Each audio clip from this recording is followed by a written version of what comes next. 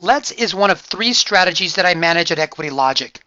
But using these other strategies, I also offer a diversified strategy approach to every client. It's not necessary, but I think it's the best way to approach proactive strategies. For example, let's assume that Mr. Jones has that $400,000 IRA, and he also has a pretty good tolerance for risk. Well, using the other strategies that I manage at Equity Logic, we would put most of his money into the core portfolio strategy. Let's use $200,000 as a rough example. And then the remaining $200,000 would be divided between the Let's strategy, which is a proactive strategy, and the sentiment table strategy, which also is a proactive strategy. And we would do this with the intention of reducing risk in the overall portfolio and enhancing performance. The core portfolio strategy is designed to replace buy and hold portfolios. Its objective is to beat the market by about 8 or 10% annually on average with very low volatility. Now, I know that doesn't sound exciting, but think about it. Assume you got fully invested in December of 2007, right before the market crashed. Let's also assume that you beat the market by 9% annually every year thereafter. So you got hit in 2008, square in the jaw just like everybody else did. But by the time 2009 came to an end, you were already making money too. It took the market and everybody else 4 additional years to get back to break even. But you were at break even and then some at the end of 2009. In fact, if you calculate out the additional 8 years, you would have been beating the market by 72%. It's not flashy. It's not exciting. It doesn't have those return numbers like the Let's strategy does, but it does have teeth. The core portfolio strategy is an exceptional strategy to replace buy and hold portfolios.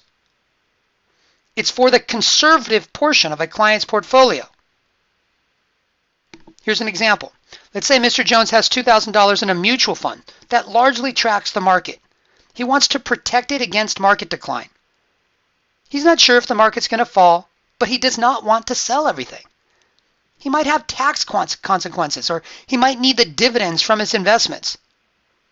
But one thing is for sure, he really doesn't want to experience 2008 all over again.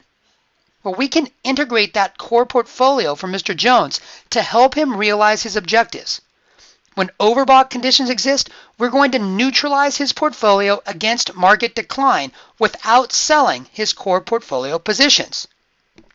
Interestingly enough, this also creates a reinvestment plan in his core portfolio. So the objective here is to beat the market by 8 to 10% annually on average by neutralizing it against market decline when overbought market conditions exist without selling the underlying positions while reducing tax risks and maintaining that dividend income. We leave core positions intact and simply neutralize them against market decline using ETFs when overbought conditions exist. And then when the overbought conditions dissolve, we remove the neutralization. That happens about 8 times on average per year. But when that does happen, when we remove the neutralization, we can take the proceeds from that and reinvest them and buy more shares of our core portfolio positions.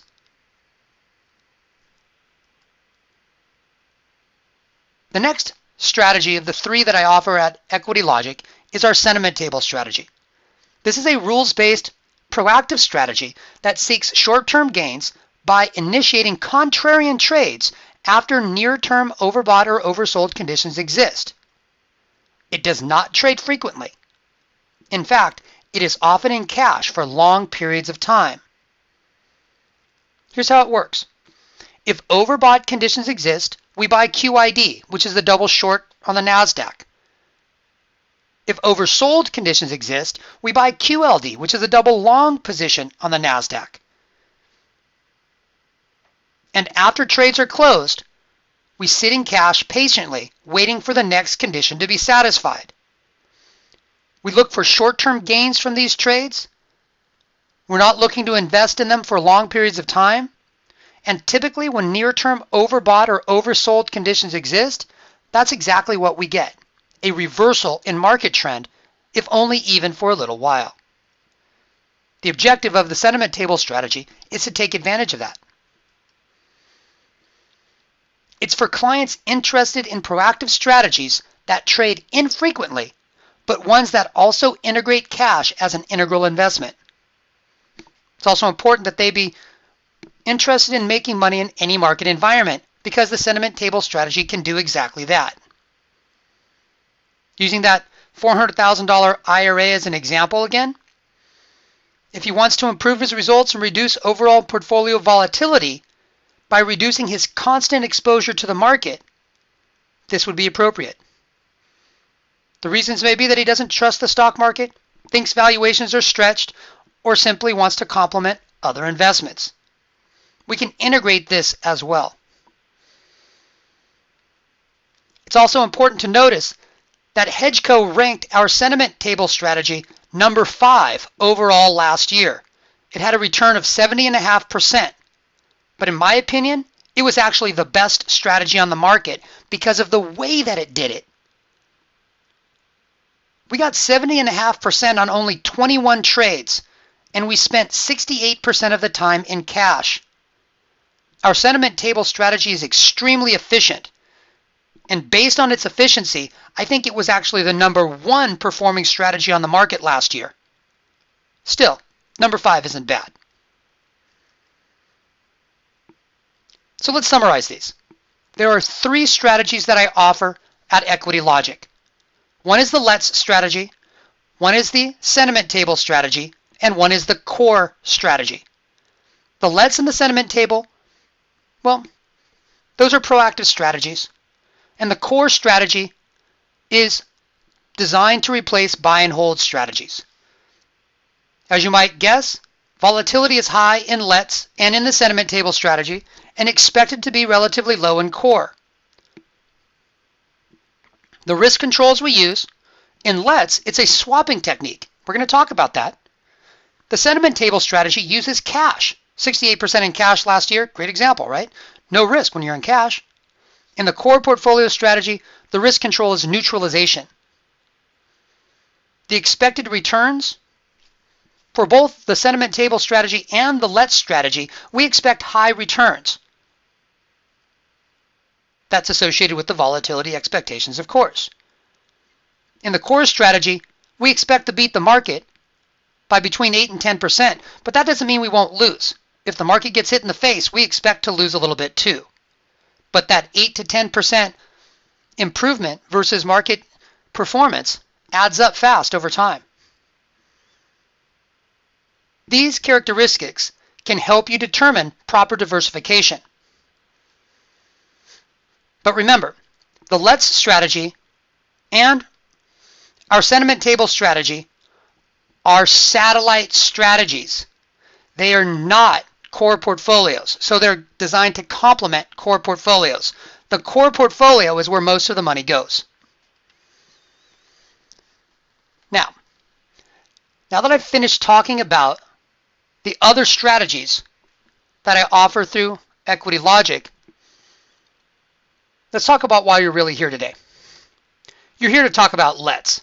So let's get to it.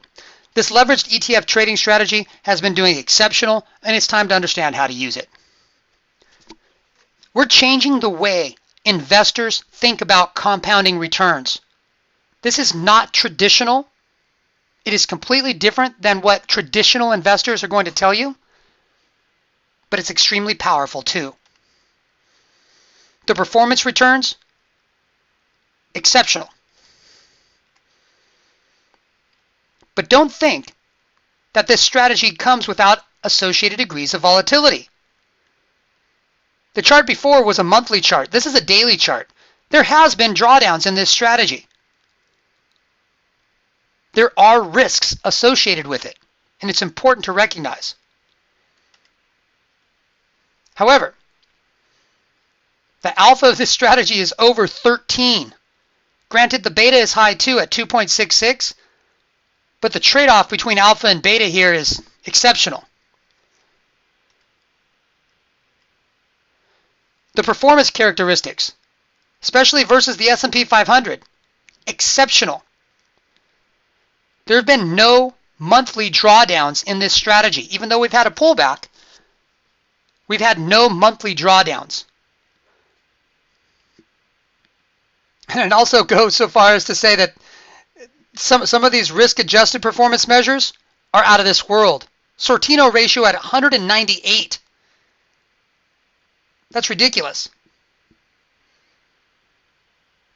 The Let's strategy has exceptional risk measures. That's even true on a daily basis. Those are monthly numbers from HedgeCo, right? Interactive Brokers is giving us the daily numbers, which change slightly given the drawdowns, right? But even these are outstanding. The Sharpe ratio, 4.34. Sortino ratio, 7.53. Kalmar ratio at 137. Let's is doing something right. But again, there can be drawdowns. We had a drawdown in this strategy that lasted for 14 days. That means it took us 14 days to recover our losses once we got hit. Right? There are drawdowns in this. Don't expect it to be perfect. However, the performance characteristics, looking at it on a monthly basis, just about as clean as you can get. Now, let's talk about how it works. Understand that Equity Logic, where I manage the money, and Stock Traders Daily, where you could do it yourself or watch it live, operate on the same process.